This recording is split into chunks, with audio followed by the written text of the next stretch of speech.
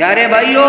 جو بھی اسباب مہیا ہو انہیں اس یقین کے ساتھ اختیار کرنا چاہیے کہ کام کرنے والی ذات صرف اور صرف اللہ تعالیٰ کی ہے۔ حضرت ایوب علیہ السلام نے جب اپنی طویل بیماری کے بعد اللہ تعالیٰ سے شفایابی کے لیے دعا فرمائی تو اللہ تعالیٰ نے انہیں زمین پر پاؤں مارنے کا حکم دیا۔ حکمت کی بات ہے کہ کیا محض زمین پر پیر مارنے سے 20 سالہ طویل بیماری کا علاج ممکن تھا؟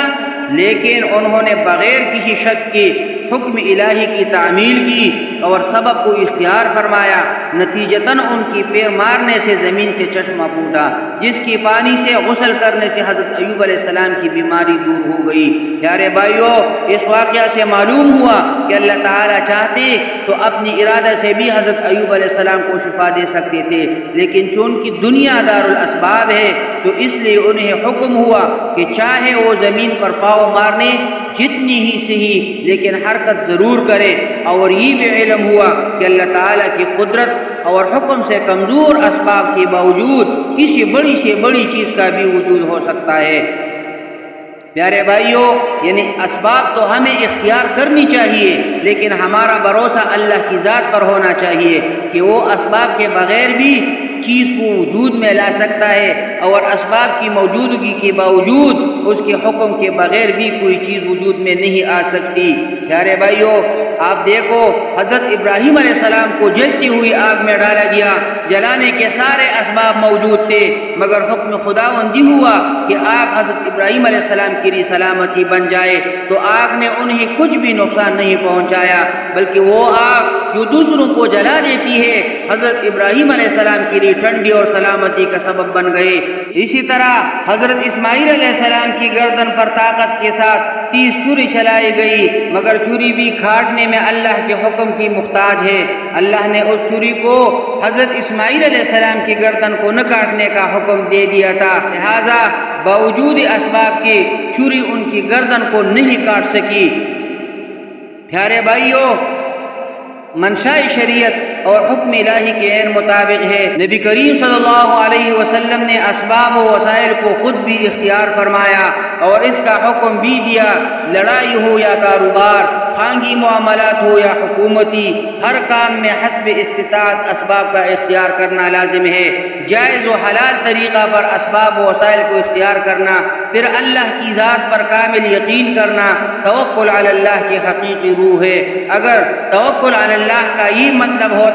کہ صرف اللہ کی مدد و نصرت پر یقین کر کے بیٹھ رہے تو سب سے پہلے نبی آخر الزمان صلی اللہ علیہ وسلم اس پر عمل پیرا ہوتے، لیکن جب آپ صلی اللہ علیہ وسلم نے ایسا نہیں کیا اور نہ اللہ تعالی نے ایسا کوئی حکم دیا، بلکہ اللہ نے تو دشمنوں کے مقابلے کے لیے پہلے سے پوری تیاری کرنے کی تاکید فرمائی ہے، لہذا معلوم ہوا کہ توکل ایک عظیم اور معناخیز اصطلاح ہے۔ چنانچہ اللہ تعالیٰ پر توکل کرنے والا شخص اللہ تعالیٰ سے ہر طرح سے پر امید ہوتا ہے کہ جو چیز اس کے مقدر میں لکھ دی گئی ہے وہ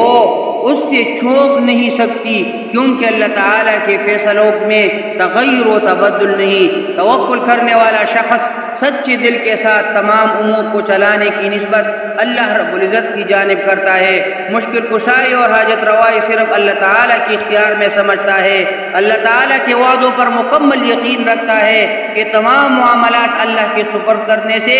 اہداف بھی پوری ہوں گی اور نقصان بھی نہیں ہوگا۔ پیارے بھائیوں، متوکل شخص اللہ تعالیٰ پر بھروسہ کرتے ہوئے معاملات اللہ تعالیٰ کی سپرد کر کے غیر اللہ سے اکثر منقطع کر دیتا ہے۔ متوکل شخص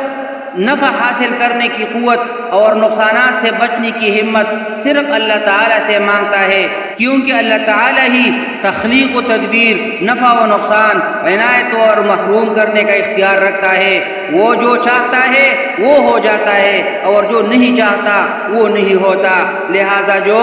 اپنے امور اللہ تعالیٰ کے سپرد کر دے، اپنے خالق پر توکل اس حالت میں کرے کہ وہ توحید پرست، انابت کرنے والا، گڑگڑانے والا، توبہ کرنے والا، حکم کی تعمیل کرنے والا اور اطاعت گزار ہو، تو اللہ تعالیٰ اس کی تمام پریشانیوں کو ختم اور سب تنگیوں سے نکلنے کا راستہ بنا دیتا ہے۔ اسے وہاں سے رزق دیتا ہے جہاں سے اسے گمان بھی نہیں ہوتا، اسے ڈھیروں خیر و بلائی میسر آتی ہے، اسے ہر قسم کی ضرر اور شر سے محفوظ کر دیا جاتا ہے، اور اس کا انجام فلاح، کامیابی اور یقینی نصرت سے ہمکنار ہوتا ہے۔ اور جس کا انجام بخیر ہو، فلاح کے راستے پر ہو، وہ دنیا و آخرت کی تمام کامیابیاں اور کامرانیاں پا جاتا ہے۔ اب ترجمہ سنیے۔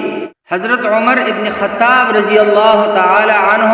سے روایت ہے کہ رسول اللہ صلی اللہ علیہ وسلم نے فرمایا، اگر تم لوگ اللہ پر توکل یعنی بھروسہ کرو جیسا کہ اس پر توکل کرنے کا حق ہے، تو تمہیں اسی طرح رزق ملے گا جیسا کہ پرندوں کو ملتا ہے کہ صبح کو وہ بھوکے نکلتے ہیں اور شام کو آسودہ واپس آتے ہیں۔ اقول قولی ھذا استغفر اللہ لی ولکم ولسائر المسلمین۔